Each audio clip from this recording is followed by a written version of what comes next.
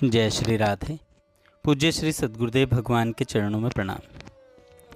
पूज्य श्री भाई जी कहते हैं, नाम जापक को इन बातों का ध्यान रखना चाहिए। पहला, दूसरे चाहे हमारी निंदा चुगली करें, हम किसी की न करें। दूसरे हमारे दोष देखें, हम किसी के न देखें। इससे दूसरे हमसे ईर्ष्या करें, हम किसी से ईर्ष्या न करें। दूसरा है, दूसरों के सुख तथा प्रसन्नता में हमारा दुख हेतु हो तो हम उस दुख को भी सुख मानें, कभी भी दूसरों का दुख हमारा सुख न हो। तीसरी बात, हमारे हटने, चले जाने, अलग हो जाने से दूसरों को सुख शांति मिलती हो तो हम हर्षपूर्वक हट जाएं।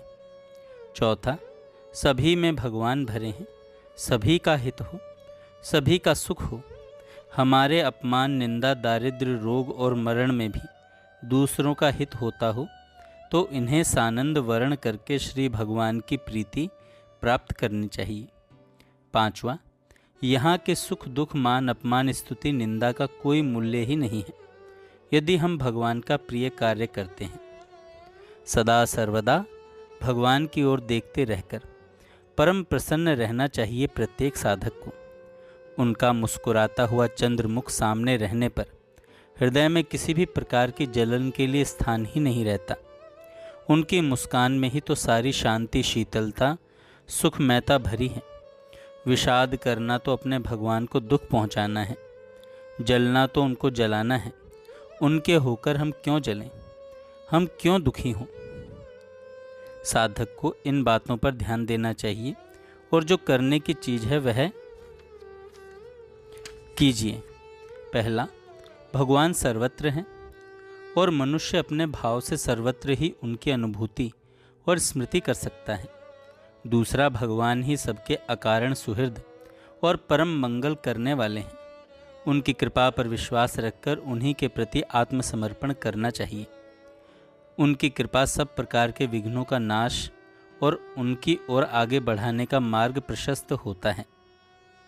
तीसरा, अपने को निरंतर भगवान का ही मानिए और केवल भगवान को अपना मानिए, यह सर्वोत्तम साधन है। चौथा, भगवान के श्री चरणों का स्मरण करते रहिए और उनकी कृपा पर विश्वास रखिए। श्री भगवान का स्मरण करते हुए सारे कार्य भगवान की प्रीति के लिए ही करते रहना चाहिए। नारायण शब्द प्रभु का बड़ा मंगलमय नाम है।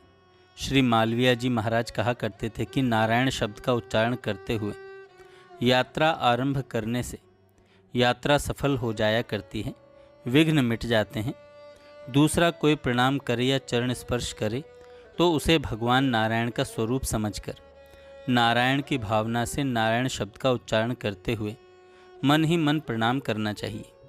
ऐसा करना बहुत अच्छा है।